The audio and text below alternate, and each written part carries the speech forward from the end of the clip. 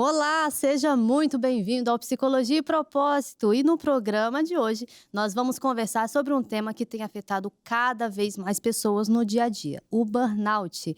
Você sabe identificar os sinais e, mais importante, como se prevenir? O esgotamento emocional pode surgir de forma silenciosa. Excesso de trabalho, pressão constante, falta de pausas e quando percebemos, já estamos então no nosso limite. Mas é possível reconhecer os sinais antes que o corpo e a mente peçam socorro. E é sobre isso que nós vamos falar aqui hoje. E para essa conversa tão necessária, recebemos aqui uma convidada especial, a psicóloga Flávia Costa, que vai nos ajudar a entender melhor o que é o burnout e como cultivar hábitos que promovem bem-estar e também o equilíbrio. Flávia, seja muito bem-vinda ao Psicologia e Propósito de hoje. Muito obrigada, Laísa. Boa tarde, pessoal. Vai ser um prazer estar aqui contribuindo com vocês. Flávia, conta pra gente um pouquinho da sua trajetória, qual é o público que você atende, há quanto tempo você está aqui no ramo da psicologia? Perfeito, Laísa. No caso, eu gosto de dizer que a minha base na psicologia foi uma formação de psicologia do trabalho. Apesar de ter sido realmente um encontro de propósito, porque esses não eram os meus planos, né? Eu já entrei na faculdade com aquele viés clínico de que queria clinicar e tudo mais, e no meio do caminho surgiu a oportunidade de trabalhar na área de recursos humanos. E lá foi quando eu comecei a ter esse contato com o dia a dia do trabalhador e ter a oportunidade também de começar a me questionar, né? E visualizar o trabalho a partir de duas frentes, onde existiam pessoas que, de fato, encaravam ele como uma fonte de desenvolvimento, que essas pessoas cresciam. Porém, de certa forma, também existiam pessoas que acabavam adoecendo diante dele. E foi construindo uma carreira no RH e tudo mais, que eu pude ter contato com isso, mas assim que eu me formei, migrei para a clínica e comecei a ser procurada, consequentemente, por esses trabalhadores que já sabiam da minha vivência organizacional e se identificavam, acreditavam que eu ia conhecer mais sobre o dia a dia deles. E assim fui me especializando na área. Então, hoje, a minha área de especialização é com atendimento adulto, de psicoterapia, voltado para a parte de burnout, relação com o trabalho. Assim como palestras, treinamentos para empresas ou instituições específicas que queiram levar mais conhecimento sobre como viver um trabalho mais significativo, sejam para os seus clientes, seus colaboradores. E, de certa forma, hoje também eu tenho uma marca exclusiva para psicólogos, que é a Psi Posicionada, onde eu também trabalho com viés de carreira e saúde para a psicologia clínica online. Olha que bacana, gente. E ela tá ali bem dentro do negócio mesmo, Sim, né? exatamente. Dos trabalhadores e tudo mais. Então, você tanto trata das pessoas que já chegam adoecidas com burnout, com estresse e tudo mais por conta de trabalho, quanto você leva para as empresas e para o empregador uma possibilidade de promover um ambiente de trabalho mais seguro. Exatamente. Até porque a gente vai falar sobre isso de uma forma mais aprofundada, né? A gente precisa considerar essas duas frentes. A pessoa entendendo a relação que ela tem com o próprio trabalho, com a profissão, o que o trabalho em si representa para ela, mas também as pessoas que gerem um ambiente profissional. Sim. Exatamente. E o que é exatamente a síndrome de burnout? Porque hoje em dia está muito em alta, né? A síndrome de burnout. Eu comecei até a fazer uma pós-graduação em burnout, porque chegou o pessoal perguntando, você atende e tudo mais? E eu já cheguei a atender, mas sem me especializar, precisei me aprofundar um pouco mais. Mas as pessoas confundem, muitas vezes, o burnout com um cansaço comum. Então, o que realmente é a síndrome de burnout? Sim. Inclusive, Laísa, você tocar nesse ponto é muito interessante, porque dentro da psicologia, né, a gente vem com aquele viés de que, então a gente pode atender tudo, né? Tudo vai estar dentro do nosso escopo, porque nós somos psicólogos clínicos. Mas a gente precisa, sim, procurar um profissional especializado, justamente, como você comentou, é algo recente, de um ponto de vista acadêmico, de histórico, de intervenção. Então, já para vocês entenderem o cenário que existe hoje, até de um ponto de vista de tratamento. Tá bom, pessoal? Mas, de uma forma geral, como é que a gente pode falar, né, sobre a síndrome de burnout? A gente entende que hoje, para a maioria das pessoas, os sintomas mais latentes são os que envolvem o cansaço, o desgaste, mas ele não é só isso, até porque o burnout ele não parte daí, como também existe um estigma muito comum de que, então, se eu tô sofrendo, fui acometido ali pela síndrome de burnout, quer dizer que o meu ambiente de trabalho é ruim, o problema está lá. Não. Quando a gente fala de psicopatologia, é sempre importante lembrar que é um conjunto multifatorial. Por mais que quando a gente fala no burnout, sendo uma patologia especificamente ligada à relação de trabalho, não quer dizer que a relação de trabalho seja o ambiente de trabalho. Que é como a gente falou, a relação vai ser como o sujeito interpreta, lida, absorve aquela experiência, aquele tipo de vivência. Sim. Certo? Então, a síndrome de burnout, como a gente acabou de falar aqui, ela vai ser uma síndrome de esgotamento profissional que vai ser ligada ao trabalho.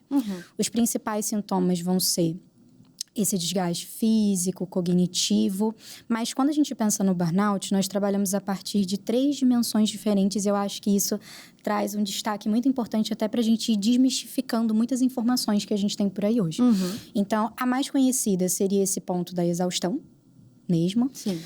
E outras 2 que são pouco mencionadas, mas que eu acredito também que seja o grande diferencial em relação a, por exemplo, você estar em dúvida, se eu tenho ansiedade, se eu tenho algum outro tipo de patologia, que seria a primeira delas, a despersonalização, que é o cenário de uma pessoa que antes ela tinha uma motivação por esse trabalho, né? Ela enxergava ali como algo valorativo, ela queria estar sempre presente, sendo que depois de um processo de esgotamento, ou quando ela está quase entrando nesse esgotamento, ela começa a ter uma aversão, que também é muito falado na literatura como um cinismo. Sim.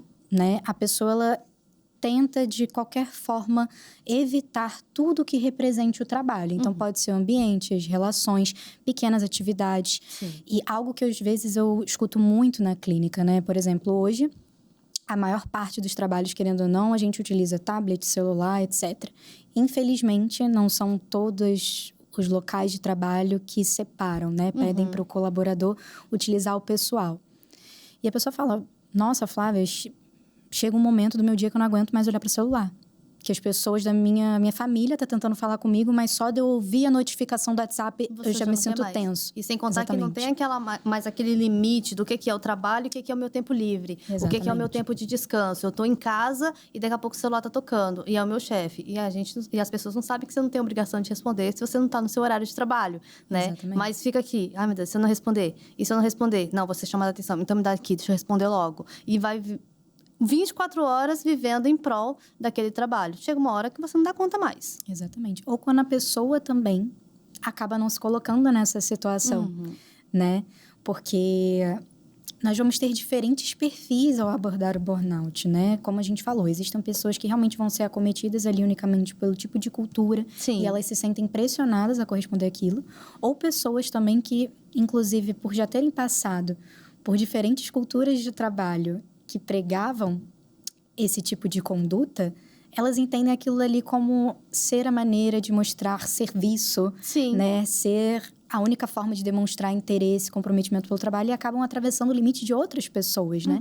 A gente vê bastante isso até em estruturas de liderança. Sim. Muitas vezes, que não deixam de ser colaboradores também. Exato. Né? Mas sendo, então, essa segunda dimensão aí do burnout, que seria a parte do cinismo. Um outro ponto que eu gosto de falar sobre isso também é que muitas vezes essa evitação, ela é uma própria tentativa da nossa mente de evitar o estresse. Porque quando a gente fala sobre definições de burnout também, a gente já sabe que hoje o burnout ele se desenvolve a partir de um estresse crônico que não foi manejado corretamente. O que seria isso? Para a gente falar de burnout, tem que explicar sobre estresse também, Sim. né? E que o próprio estresse... Até porque é uma linha tênue. Exatamente. Senão, você vai confundir o estresse com o burnout e são coisas separadas, diferentes. Exatamente. Até na nossa linha de tratamento da psicologia, Sim. são manejos diferentes que a gente faz, né?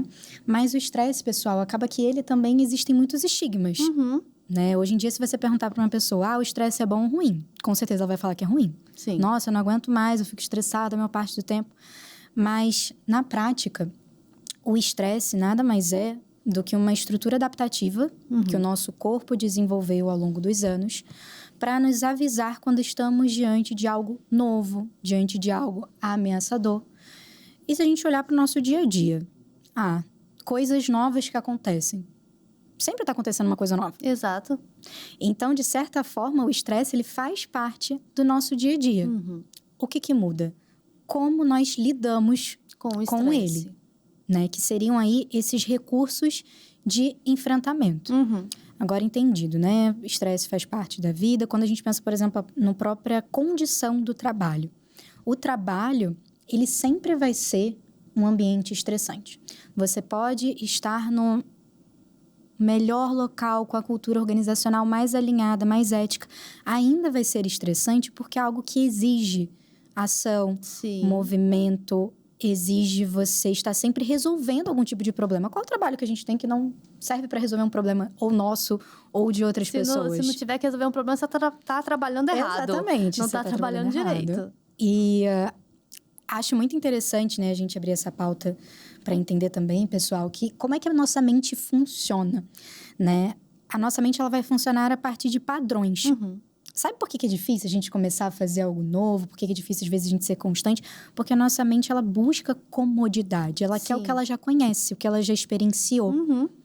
Então, de certa forma, por isso que a mudança é estressante. Porque é como se todo um padrão de pensamento tivesse que ser mudado para processar aquela mudança que está acontecendo com a gente. Olha como é que a nossa mente está trabalhando. Exatamente. Né? Mesmo sem a gente perceber. Uhum. Então, recapitulando, né? Quando a gente pensa no trabalho, sempre vai ser uma dinâmica estressante naturalmente para o nosso corpo. Sendo que, quando que deixa, então, de ser um estresse normal, vamos colocar assim, para um estresse bom e para um estresse ruim. Uhum. Um estresse bom seria aquele que te traz um movimento. Pessoas, né, que têm um propósito na carreira, geralmente elas costumam comentar que se sentem muito motivadas a partir de novos desafios. Sim. Assim como existem tipos de personalidade que, Flávia, o que me motiva é saber que eu chego no meu trabalho e eu vou trabalhar numa rotina, um trabalho mais operacional, que não preciso me expor a tantas pessoas. Então, o estresse ser bom ou ruim depende muito da nossa personalidade e como isso se correlaciona com o nosso trabalho também. Sim, eu atendo gente que fala assim, eu já não aguento mais a minha rotina, eu preciso mudar. Tem até uma paciente minha que fala assim, Laísa, já bateu 2 anos que eu tô nesse emprego, eu preciso de outro. E eu falei assim, como assim? Você vai ficar pulando de 2 em 2 anos de emprego? Ela falou, porque quando eu fico nessa rotina por muito tempo, eu já começo a me sentir mal. Então, ela já tá procurando outro emprego porque já bateu 2 anos. Sim. E muito interessante você falar sobre isso, até abordando sobre perspectiva de carreira no geral, né? Porque nós somos acometidos por uma ideia de padrão, de que para você ter uma carreira de sucesso, você tem que ficar pelo menos 5 anos numa empresa, porque senão você é mal visto. Será? Será que vale a pena continuar num lugar que você não está sendo mais provocado a aprender, a se desenvolver? Já ficou a mesmice. Você faz tudo sempre do mesmo jeito, todos os dias, e já tem 5 anos que você tá nessa. Exatamente. Então, já é um ponto para a gente refletir, pessoal, sobre diferentes nuances que vão acompanhando como a gente percebe o nosso trabalho, a nossa carreira. Mas foi bom você destacar esse ponto da paciente para a gente ter esse exemplo, que existem pessoas que realmente se motivam a partir de mudanças. Então, isso, muito possivelmente, não vai ser um ponto estressor para ela. Exatamente. Mas podem existir outros. Tem pessoas que não vão querer essa mudança tão repentina. Prefere passar 10 anos num lugar e não ter que encarar uma mudança de emprego, por exemplo. Conhecer novas pessoas é estressante. Tem gente que tem muita facilidade de chegar, de fazer amizade, de conversar. Tá na fila de banco, consegue puxar um papo. E tem gente que você fala assim, nossa, mas é tão antipática. Não é que ela é antipática, mas é porque aquele é o jeito dela. Ela não consegue tão naturalmente ter relações com outras pessoas. Então, mudar de emprego para ela vai ser uma coisa terrível, fim do mundo. Exatamente. Você vê, às vezes pode não ser nem só pela atividade, pela competência técnica dela, mas pela parte da sociabilidade. Exato. Então, mais uma vez, a gente percebe como falar de trabalho vai envolver diferentes frentes, né? Até justamente sobre o estresse. E então, voltando para esse ponto, né? No caso, pessoal, para vocês entenderem, o estresse bom vai ser aquele que te motiva para uma ação ao seu favor. Que ele te traz um certo movimento. Essa tomada de atitude, que é como a gente falou, que é a essência dele. Te preparar para algo novo que vai acontecer. Sim. O estresse ruim, que seria o ruim, quando que ele começa a acontecer? Geralmente, ele começa ali a partir ou de um estresse bom, ou de um estresse que desde o início ali você já identificou uma certa dificuldade de manejar. E você acaba vivenciando essa experiência de forma recorrente e não encontra recursos para lidar com ela. Às vezes é um processo gradativo, Porque de início você até consegue mensurar. Eu tentei isso aqui e tudo mais, deu certo. Quando a gente fala mensurar estresse, recurso de estresse, pode ser algo muito singelo. Por exemplo, vou pegar o exemplo que você trouxe da sua paciente. Sim. Nossa, para mim, pensar na possibilidade de estar com outras pessoas, ter que me relacionar, ter que me expor, já me gera uma certa ansiedade. Mas o que eu faço? Eu pratico uma respiração diafragmática. E aí já vai uma técnica que você pode dar, toma nota Exatamente. do que você pode fazer. E essa respiração diafragmática, inicialmente, para ela, ajudou a regular a ansiedade e tudo mais. Sendo que o que acontece? A respiração diafragmática, ela focou no sintoma. E não no problema em si. Exatamente. Aí é que vem a questão da terapia. A primeira pessoa que eu atendi que estava sofrendo com burnout, ela já chegou para mim afastada do trabalho, já no ápice da coisa, afastada do trabalho, sendo medicada, e o neurologista falou, você precisa de terapia. E ela veio, mas assim, sem entender muito o porquê da terapia. E eu falei para ela, eu já tô medicada, mas ele falou para procurar terapia, então tá. E eu falei assim, porque uma coisa não vai anular a outra. Sim. A medicação ela vai tratar do sintoma. A terapia vai pegar o problema em si e resolver, né? A terapia não vai conseguir resolver o problema se o sintoma estiver muito ali aparente. Então, a gente precisa da medicação. Então, é uma coisa que vai completando a outra, né? E ali a gente conseguiu ter um avanço. Hoje, graças a Deus, ela está até de alta já. Já está bem, retornou para o trabalho. Mas me diz uma coisa, Flávia, existem profissões que elas são mais propícias a gerarem burnout ou será que isso é coisa da nossa cabeça? Então, eu gosto sempre de enfatizar muito cuidado com as nossas palavras, né? Para o pessoal não generalizar. Exato. Todo tipo de profissão pode ter burnout. Como falamos, isso depende às vezes da pessoa também. Porém, existem profissões que essencialmente expõem um risco maior ao estresse. Então, por exemplo, profissões que demandam bastante de plantões noturnos, que já é um estresse natural para o nosso corpo, ter que privar o sono por muito tempo, ou ter essa rotina invertida, né? De dia à noite você está acordado e de dia você ter que dormir. Profissões que, querendo ou não, expõem a pessoa a um contato direto com um sofrimento humano em excesso, com demandas de relacionamento, porque é como a gente falou, né? Tudo isso existe bastante cognitivamente da gente. Sim. Tanto que um big sinal de alerta que existe hoje no burnout no Brasil são profissionais da área da saúde, médicos, psicólogos, enfermeiros principalmente, como também profissionais de educação, porque eles estão nessa linha de frente também do manejo com as pessoas, querendo ou não, sabe? Então, a gente pode pensar dessa forma, como também situações onde o próprio ambiente organizacional vai ter alguns riscos que hoje a gente reconhece como riscos psicossociais, né? Então, uma cultura de trabalho que incentiva competitividade, que incentiva uma cobrança excessiva sem você dar recurso para a pessoa lidar com aquele tipo de cobrança, com aquele tipo de demanda, longas jornadas de trabalho, sem pausas. Então, quando a gente pensa também, né? Existem profissões que sim, você vai estar ali durante muitas horas e não pode parar. É nesse aspecto que a gente diferencia o que é essencial da profissão, ou seja, você não consegue exercer aquela profissão sem passar por isso. E outra que vai ter a ver com a cultura, ou seja, o que cada um faz naquele ambiente para ser promovida a forma de agir, a forma de pensar, a forma de fiscalizar. E, consequentemente, também profissões onde existe um risco alto em relação à nossa própria vida. Então, profissionais da segurança pública, segurança privada também. Então, policiais, por exemplo, alto índice de burnout em policiais, em pessoas que estão ali, basicamente, falando assim, grosseiramente, colocando a vida em risco por conta de outras pessoas, né? Eu imagino que na época da pandemia, pouco se falava de burnout, né? Isso está muito mais recente, não se falava muito de burnout. Agora, imagina como que os profissionais da área da saúde não estavam adoecidos naquela época da pandemia. Com certeza. Principalmente aqueles que estavam ali na linha de frente, tendo que cuidar das pessoas, né? Que estavam ali com a Covid, né? Eu imagino, chamaram muitos psicólogos até mesmo para ir para dentro das UTIs, às vezes ali com um celular, fazer uma chamada de vídeo para as pessoas se despedirem ali do seu ente querido. Então, isso é um estresse muito grande. Mas pouco se falava de burnout naquela época. E aí, depois que passou a Covid, que todo mundo adoeceu,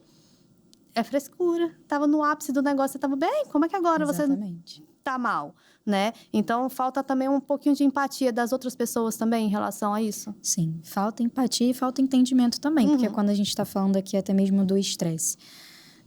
A nossa mente ela foi feita para se adaptar a qualquer cenário, pessoal, e isso pode ser usado pro lado bom, mas também pro lado ruim. Então, inclusive, isso é um fator incidente dentro do burnout, porque a pessoa se acostuma a estar num constante estado de estresse. E é justamente isso que desenvolve de onde o burnout parte, que é o estresse crônico não manejado. Sim. A pessoa acaba buscando muitas vezes aquele cenário do estresse. Não sei se você teve uma vivência como essa na clínica, Laísa, mas é muito comum, às vezes, por exemplo, a pessoa, ela passa pelo processo de burnout, recebe até um afastamento. Quando ela vai para casa, ela não consegue parar. Não. Tá faltando alguma coisa. Exatamente. E tá faltando aquele estresse que tava adoecendo ela, mas ela não consegue se ver livre do estresse que adoece ela. Exatamente. E às vezes, nesses casos, pode ser que a pessoa até não tenha entrado num quadro de burnout, mas ainda tá ali na pontinha do estresse crônico. Sim. Que deixa a pessoa mais ligada. Isso, inclusive, é uma diferença muito significativa, pessoal, quando a gente diferencia assim, em que status eu posso estar desse processo. Geralmente, diante do estresse, é como falamos, vai ser uma estrutura que vai estar ligando o seu motor. Você vai estar tentando a todo custo enfrentar aquilo. Enfrentar, sendo que de tanto você tentar, aí vem aquela curvinha do esgotamento. Geralmente, a pessoa, quando ela ainda tem aquela perspectiva de que não, eu posso fazer, não, mas eu ainda vou tentar, não, mas eu não posso parar. Esse discurso é muito característico, né? Não posso parar. Então, muito provável que essa pessoa esteja vivenciando um quadro do estresse crônico. Sim. E esteja ali na beirinha de ir pro burnout. Porque tudo que você coloca uma energia, uma hora, se não desligar, pifa. Vai pifar. Exatamente. Né? O burnout, ele já vai ser demarcado justamente por uma percepção de desesperança muito intensa. Então, essa pessoa, ela não acredita que tenha algo que ela possa fazer para enfrentar aquilo. E aí entra na terceira dimensão, que seria a desrealização. A pessoa não acha mais que vale a pena lutar pelo trabalho dela, de que ela não tem mais potencialidade nenhuma. E é uma visão muito pessimista diante de si, da sua potencialidade e do próprio trabalho. Sim, exatamente. Burnout, galera. Burnout. Tá aí ativa, né? E rapidinho a diferença, porque tem gente que fala assim, não, isso não é burnout, isso é depressão. Também pode ter essa confusão aí entre um e outro. Qual é o principal fator aí que diferencia um do outro? Sim. Até o que a gente acabou de falar, né? Pode ser um tipo de sintoma que, dependendo da forma que o paciente vai expressar, a pessoa vai falar, mas isso aqui já tá indo para uma depressão, você não tá com vontade de levantar da cama, como assim? Né? Acaba que o principal fator, mas relembrando também, gente, que isso precisa ser analisado por um profissional. Exatamente. Porque parece muito, né? Mas seria o percurso desses sintomas. Quando a gente pensa em transtornos de ansiedade, transtornos depressivos, transtorno afetivo bipolar, geralmente eles estão ligados a múltiplas condições. Exemplo, você na depressão tem um humor deprimido constante, na maior parte do seu dia, na maior parte dos dias. Sim. Já o burnout, você percebe que foi algo muito ligado ao trabalho em si. O discurso, ele vem muito carregado, a perspectiva que essa pessoa tem sobre o trabalho, a perspectiva que essa pessoa tem sobre o desempenho profissional dela. E a gente consegue acompanhar esse cenário. Era alguém que inicialmente tinha uma motivação alta, produzia, estava sempre naquilo, eu preciso entregar, eu preciso fazer, eu tô aqui motivado. Sendo que ela excede isso e tem uma queda brusca. Sim. Mas ainda assim ligado ao trabalho. Exato. Porém, entra um ponto ainda mais desafiador nesse processo diagnóstico, que é o quê? Se o burnout ele não for manejado, tratado, as chances de se abrir um quadro ansioso, depressivo, é quase 100%. Né? E é o que acaba acontecendo, inclusive, com a maioria das pessoas. Justamente por uma busca tardia de um tratamento. Exatamente. Ou achar que, se eu mudar de emprego, vai resolver. E não. Se eu entrar de férias, resolve. Inclusive, isso é uma medida que muitas empresas estão achando, a pessoa está precisando descansar. E nem sempre é por aí. E precisa de um tratamento. Não é só o descanso que vai fazer a pessoa melhorar. Então, vamos lá. Agora, na parte de prevenção. O que fazer para prevenir o burnout no dia a dia? Vamos tratar na mesma linha que a gente estava trazendo antes, né, Laís? Entendendo o que nós, enquanto indivíduos, podemos fazer pela nossa rotina, como também esse aspecto do ambiente de trabalho em si. O que vai ser importante para cada um? Inicialmente, eu gosto de trazer também que quando a gente fala sobre burnout, realização profissional, é importante entender o que o trabalho representa para a gente. Né? Como viver isso de uma forma mais significativa. Porque hoje, querendo ou não, a gente observa no discurso das pessoas e tudo mais, todo mundo tratando o trabalho como se fosse só a meta que eu tenho que bater, a entrega que eu preciso fazer. Sim. Mas hoje, eu queria até fazer esse convite para vocês, pessoal. Se hoje você pudesse definir o seu trabalho em uma frase, para que ele serve hoje na sua vida? Quando você levanta todos os dias, é buscando o quê nesse trabalho? Então, quanto mais você consegue encontrar sentido no que você faz, consequentemente, o trabalho, ele deixa de ser só uma obrigação e se torna uma experiência. Sim, mas é muito raro. Sim. Né? Eu acho que a maioria das pessoas iriam responder uma única palavra: dinheiro. Parte financeira. É só isso que as pessoas têm visado hoje em dia, mas não pegam mais aquela essência do trabalho. O porquê, sei lá, um jornalista. O porquê que você quis cursar jornalismo, por que você está trabalhando com isso, e o que o seu trabalho hoje em dia com isso te proporciona. Uma palavra que defina isso. As pessoas perderam a essência daquilo dali. Sim, e ainda que o trabalho seja sobre dinheiro, esse dinheiro ele serve para alguma coisa na sua vida. Sim. Você tocou num ponto muito importante, porque sem o dinheiro, você talvez não consegue entregar para sua família aquilo que você tanto trabalha para ter. Exatamente. Você não consegue trazer acessibilidade, você não consegue trazer saúde. Então, por mais que hoje, se você tiver respondido, eu só trabalho para pagar boleto, que é aquela frase famosa, né? É. Mas esses boletos, eles representam algo na sua vida. Sim. Então, quanto mais você entende esse processo, entende que o trabalho ele tem um porquê, é como a gente falou, deixa de ser só uma coisa que eu tô fazendo para uma experiência que eu tô tendo na minha vida. Sim. Porque você passa mais tempo no seu trabalho, muito provavelmente, do que na sua casa. Ou se você trabalha de casa, você passa mais tempo trabalhando... do que cuidando do restante das coisas. Exatamente. Então, já é a sua vida acontecendo. Algo em você está sendo transformado. Muitas vezes você só não está olhando para isso ainda. Sim. Então, o primeiro ponto é a gente realmente sair desse piloto automático e engatar nesse processo. Que, caramba, o meu trabalho diz algo sobre mim, diz algo sobre a minha vida. Sim. E eu preciso buscar uma consciência em relação a isso.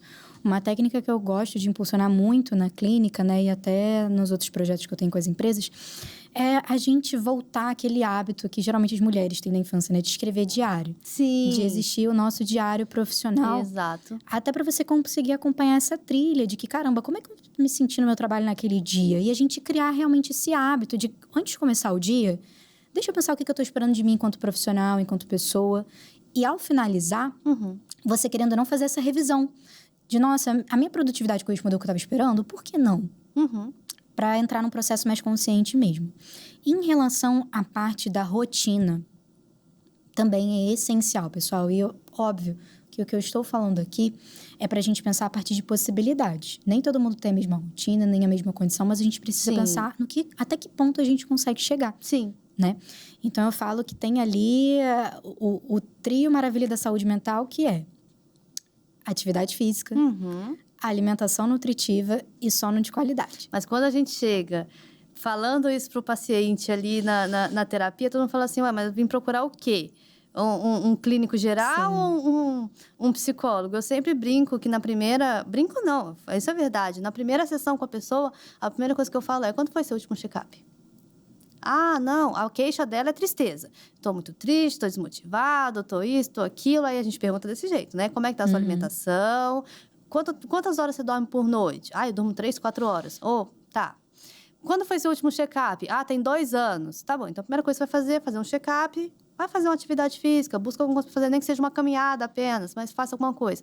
Aí volta o check-up, um monte de coisa faltando, de vitamina B, vitamina D, e isso, e vitamina C, e cálcio, e magnésio, e você fica assim, Você não tá com depressão. Você precisa repor vitamina, você precisa fazer uma atividade física, que isso vai liberar hormônios para você, sabe? Sua alimentação precisa ser mais balanceada, tudo isso. Você precisa dormir bem. As pessoas estão acabando com as noites de sono, Sim. muitas vezes por conta de trabalho, e estão acabando com o próprio parte mental delas mesmo, né? Sem contar a parte física do corpo, que tudo isso sofre. Sim, e é interligado, né? Hoje não tem mais como a gente falar sobre corpo e mente. Os dois funcionam juntos. Tá tudo junto. E aí tem gente que ainda fala que é mentira ou que é frescura quando a gente fala de somatização.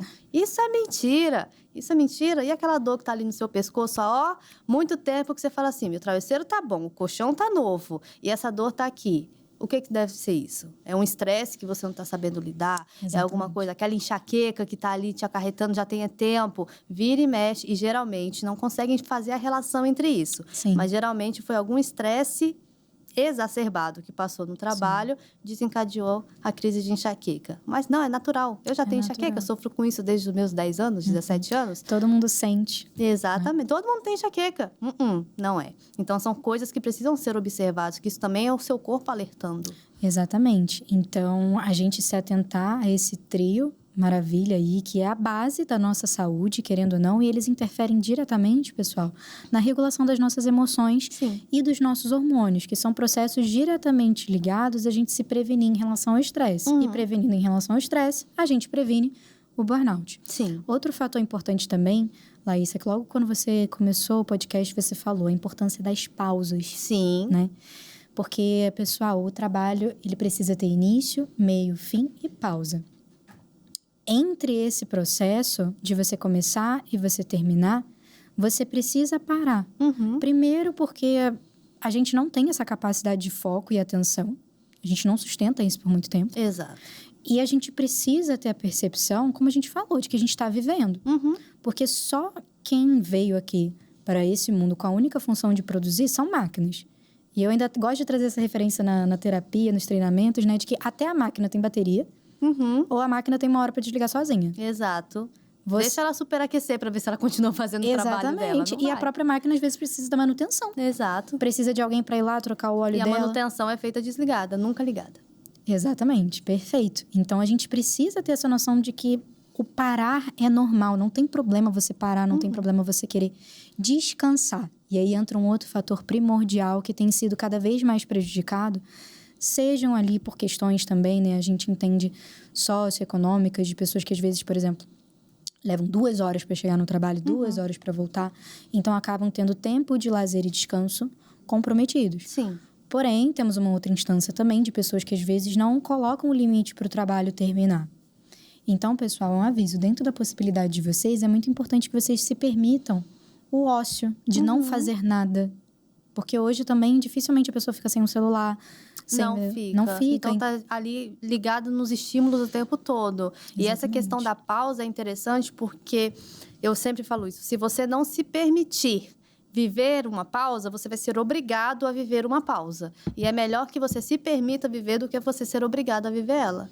Exatamente. Né? E existem diferentes tipos de pausa, né, Laís? A gente pode ter ali uma pausa que pode ser o que eu acabei de fazer aqui, gente. Eu bebi uma água, senti água gelada descendo em mim no meio aqui do podcast. E então, você pode fazer isso no seu trabalho. Exatamente. Né? Você pode parar e ali olhar para o céu. Reparar, nossa, como essa planta aqui atrás da Laísa tá bonita, né? Isso são pausas até para nossa mente desconectar um pouco daquele processo de estresse, como a gente falou. Como também existem ali as pausas que vão ser associadas a descanso. Sendo que entra outro ponto também. Dormir não é a única forma de descansar, pessoal. Na verdade, nós precisamos de diferentes descansos. A gente precisa de um descanso cognitivo, um descanso emocional, um descanso social. Tem hora que ficar sozinha é a melhor coisa, né? Exatamente. E não é solidão. As pessoas estão confundindo hoje em dia a solidão com a solitude, né? Sim. Solitude é você ficar ali sozinho no ambiente, mas para você tá tudo bem, porque a sua presença basta, Sim. a sua companhia basta. Solidão é outra coisa. É quando você tá sozinho e você sente falta de outras pessoas, de interação e tudo mais, né? E hoje em dia as pessoas não estão sabendo lidar com isso. Mas esse descanso social também é necessário. Quem nunca, Sim, né? quem nunca? Eu não quero ouvir ninguém. Eu quero ficar sozinha, não fala comigo, me deixa quieto. Você tá ali socialmente atordoado. Sim. Mas você precisa de um descanso até mesmo social. E até referente às características do seu trabalho. Eu acho que esse é o ponto também. Porque não vai existir uma rotina padrão para todo mundo, nem hábitos padrões, de certa forma, do que fazer para descansar. Você precisa entender como funciona a sua rotina. Então, por exemplo, uma pessoa, vamos pegar a questão social, que muitas vezes tem um contato muito intenso com pessoas. Ela, quando sair do trabalho dela, muito possivelmente, ela não vai querer, eu vou para uma almoção em família agora e tudo mais. Ela não quer conversar, ela não quer contato com ninguém. Às vezes, a pessoa ela pode ter até um compromisso marcado, um happy hour depois do trabalho, mas ela fala, peraí, deixa eu ficar 10 minutinhos. E, geralmente, quem trabalha com atendimento ao público. Sim. Geralmente, e vou te falar, às vezes até a gente na clínica... Eu sou assim. Quantas vezes eu termino atendimento, aí meu marido fala, oi, aí eu... Peraí. Só um pouquinho. Deixa eu colocar minhas ideias no lugar, não quero escutar nada, né? Um tempinho que a gente precisa ter para poder recuperar até mesmo os ouvidos, sei lá o que seja, né? Mas a bateria social. Bateria social é real. A gente fala isso direto, mas a bateria social, ela é real. E eu acho que é muito complicado até mesmo com pessoas que trabalham com atendimento ao público. Sim. Tá gerando um estresse ali o tempo todo. Né? Tem gente que vai chegar e você não conhece o problema das pessoas. Eu acho que o pior, assim, do atendimento ao público é que ali você está lidando com várias pessoas diferentes, pessoas que estão sofrendo problemas diferentes na sua vida pessoal, na sua vida profissional, enfim. E tem gente que não sabe lidar com isso, não sabe entender que aquele vendedor que está ali te atendendo na loja, ele não tem nada a ver com o que você está passando. Sim. E aí chega ali, joga tudo, descarrega tudo em cima da pessoa. Imagina como que esse trabalhador, tendo que manter o emprego dele, não podendo responder à altura, às vezes a pessoa até mesmo merecendo, imagina como que ele não deve ficar. Sim. Tem que ter muito recurso de enfrentamento do estresse ali, como carta na manga, Exatamente. Né? Até profissionais do saque, principalmente, que as pessoas já chegam insatisfeitas. Quando liga... Tadinho, gente. O pessoal já é xingado, né? Dá uma dó. Às vezes, gente, telemarketing. A gente ama vocês.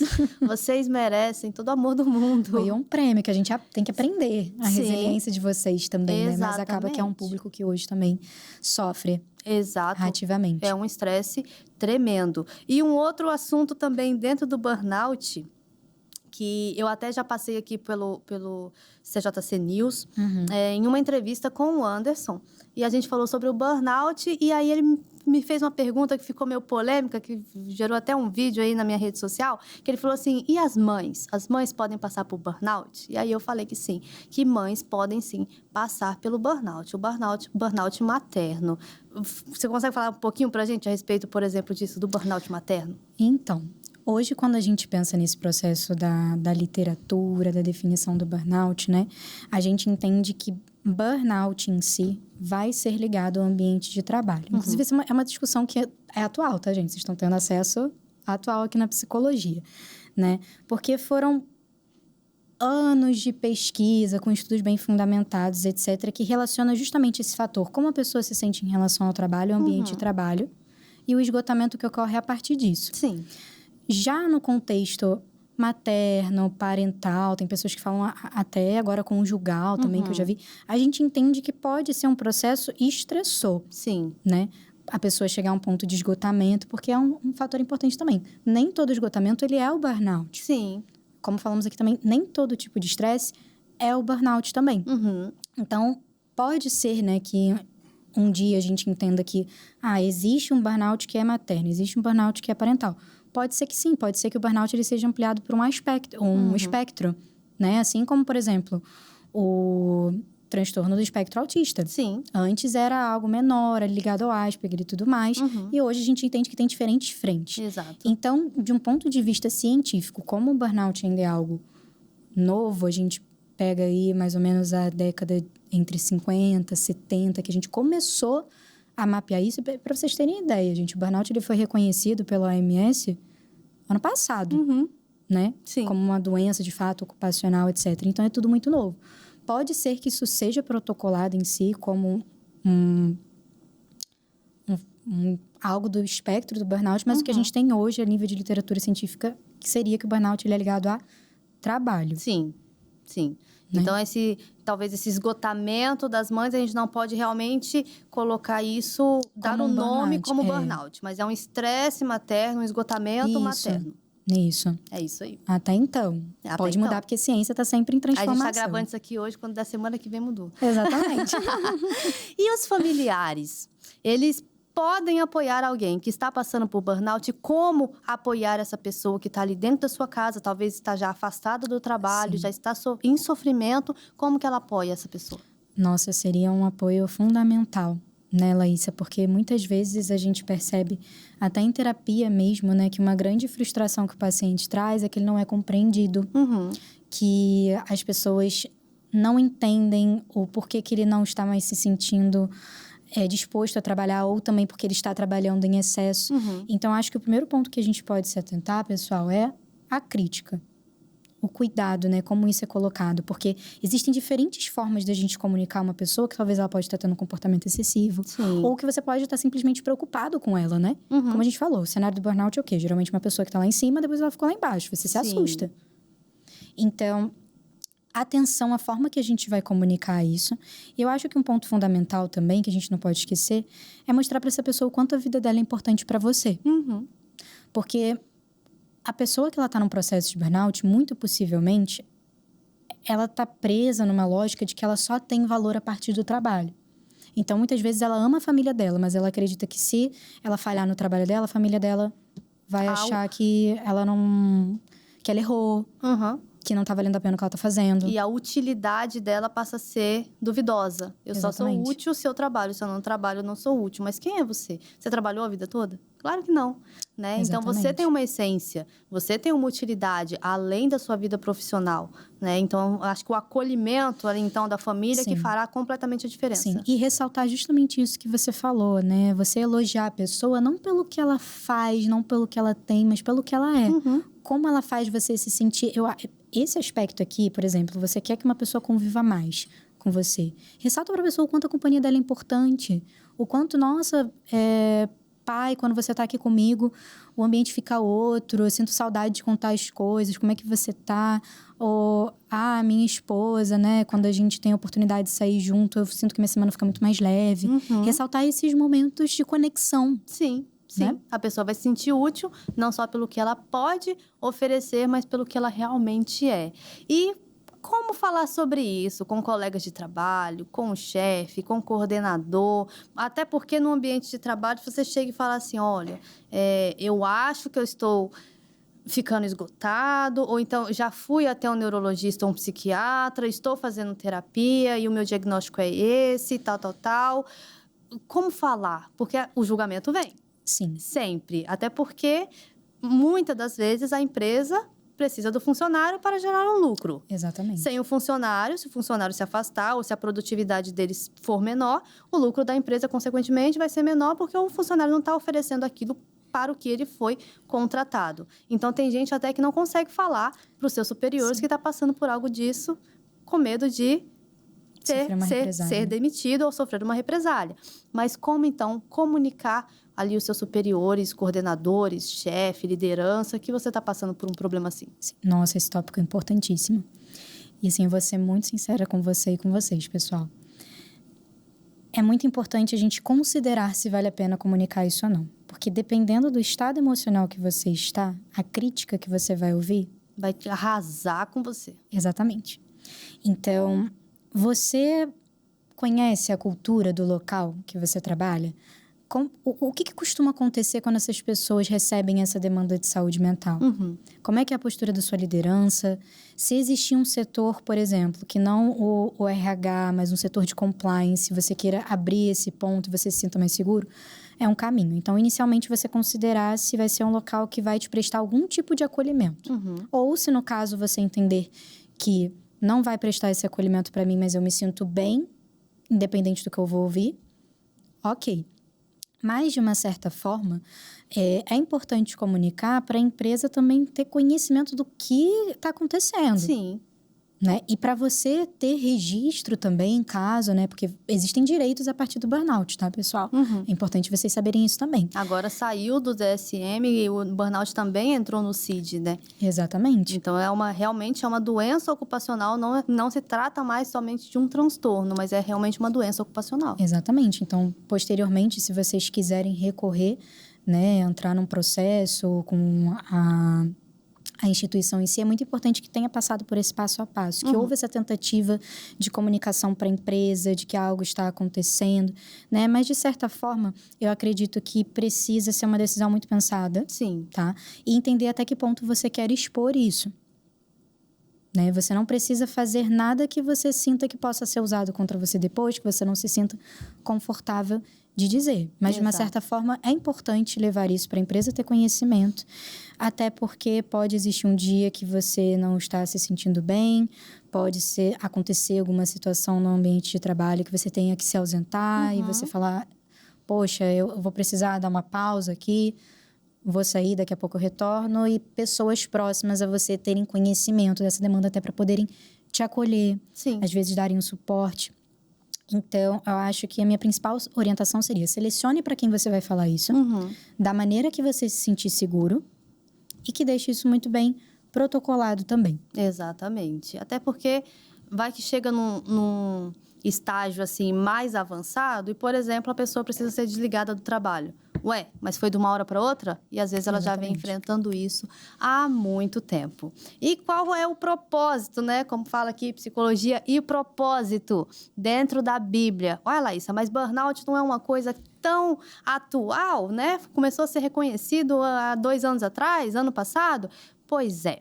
Mas se a gente ver essa questão de esgotamento, puxa lá pro lado da Bíblia. E é aquele caso clássico que eu posso falar para vocês é do próprio Elias. Vocês se lembram dele? Então, o Elias, depois de um grande feito espiritual, que fala lá no livro de 1 Reis 19, ele enfrentou todos aqueles profetas de Baal, Elias entrou num profundo esgotamento. Ele fugiu, ele se isolou, ele desejou a morte e ele disse estar cansado de tudo. Aquele esgotamento mesmo. E aí vem a importância do descanso. Aqui, igual a Flávia falou, você precisa parar, porque senão você é obrigado, né, a parar um pouco. Então, a importância do descanso, da escuta e também de você reconhecer até mesmo os seus próprios limites. Outro exemplo que eu trago para vocês.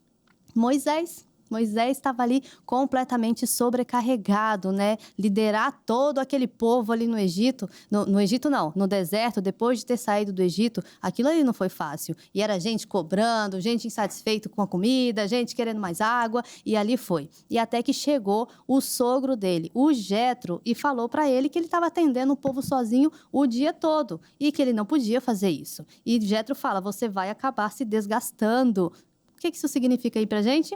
Saber pedir ajuda e também dividir responsabilidades é um sinal de sabedoria e não de fraqueza. Eu sei que tem muita gente que tem problemas aí em delegar, né? Sim. Mas no ambiente de trabalho, a gente precisa aprender a delegar. Nem tudo pode ficar nas suas costas. Você não é um super-herói ou uma super-heroína, né? E pedir ajuda não é vergonha nenhuma. Olha, eu não tô dando conta, tá ficando muita coisa aqui pra mim, muita coisa, não vou conseguir nem entregar nesse prazo aqui. Você pode me ajudar? É normal, é natural, mas tem gente que ainda tem aquele orgulho, né? Se fecha ali e não quer deixar. E um terceiro ponto, uma terceira pessoa que eu vou mostrar para vocês é a Marta. Lembra? Quando estava ali Marta, Maria, Jesus e aquele tanto de homens ali dentro da casa delas, Marta estava ali super preocupada. O que esse povo vai comer? Onde esse tanto de homem vai dormir? Né? Enquanto Maria estava ali mais ligada, vendo o que Jesus estava falando, querendo aprender. E o que isso fala pra gente? Que o burnout, ele pode vir de uma pressão de querer ser útil o tempo todo. A Marta estava preocupada com tudo que ela tinha que fazer ali dentro de casa, né? Comida, bebida, cama, mesa e banho, basicamente isso. E o ser útil o tempo todo não define que você realmente tem essa utilidade. Pelo contrário, querer ser útil o tempo todo, um momento vai falar para você que você vai ficar inútil, porque você não vai conseguir dar continuidade nisso de tão esgotado que você vai estar. Olha, Flávia, vamos fazer aqui um mito ou verdade do burnout? Então, bem bate e volta. O burnout só acontece com quem trabalha demais. Mito. Mito? Por quê? Porque muitas vezes o burnout ele não vai estar associado só à carga horária, ao tipo de atividade que você faz, mas como que você interpreta essas situações como ameaçadoras ou não, e principalmente como que você enxerga a sua potencialidade para lidar com elas. Uma pessoa com burnout pode apresentar sintomas físicos como dores e insônia? Pode. Inclusive, é extremamente comum devido ao quadro de estresse. só adultos podem ter burnout?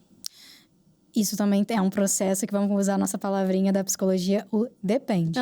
Atualmente, hoje, como a gente falou, né, que grande parte da literatura científica que a gente tem é voltado para o trabalho, acaba que a gente tem incidência dos adultos. Porém, tem alguns estudos sendo feitos e levantados correlacionando o burnout na adolescência devido ao processo de pré-vestibular, curso técnico, jovens que correlacionam a rotina de trabalho e estudos também, mas ainda está sendo avaliado.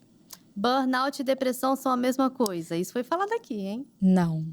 Tem processos diferentes, sintomas parecidos, mas ainda assim são processos diferentes. Isso aqui a Flávia também falou. Tirar férias cura o burnout. Vocês já sabem. Não cura, pessoal. Até porque muitas pessoas não precisam se afastar do trabalho também. Isso é realmente um mito, né? Sim. Você, às vezes, consegue tratar o burnout ainda com um paciente dentro daquele ambiente. Porque pode ser que, para algumas pessoas, você tirar ela do trabalho, principalmente se ela tem uma condição prévia de depressão, ou pessoas que precisam mais dessa sociabilidade por um aspecto da personalidade, estar em trabalho pode ser favorável para ela.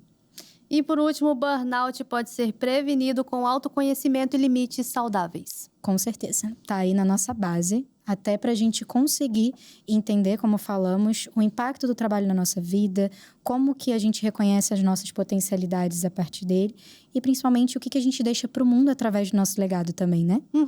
É isso aí, pessoal. O burnout está aí. Não precisa viver ele, você pode fazer de tudo, tomar atitudes, mudanças de comportamento, mudanças até mesmo de ambientes para que você não venha sofrer com ele. Eu espero que o programa de hoje tenha aí te ajudado e esclarecido bastante coisa para você. Flávia, muito obrigada pela sua participação, mas passa pra gente o seu Instagram, o pessoal seguir você lá e ver ali todas as dicas que você dá. A Flávia aí é profunda aí no burnout, né? Ela que tá aí nesse assunto profundamente. Passa pra gente o seu Instagram. Perfeito, Laísa. Primeiramente, muito obrigada para você e toda a equipe. Pessoal, o meu Instagram é @flaviacosta.pc. Lá eu tenho justamente essa missão profissional de redefinir o olhar que nós temos sobre o trabalho. E para você que é estudante de psicologia ou psicólogo que quer atuar na área clínica online e quer viver isso de uma forma saudável e significativa, me segue no Psi Posicionado. É isso aí, então segue ela lá. E ó, você também siga aqui o canal CJC. Se você gostou desse programa, eu tenho certeza que você gostou e quer até compartilhar com outras pessoas, entra lá no YouTube, no @canal CJC. YouTube não tem arroba, errei. Canal CJC, tá?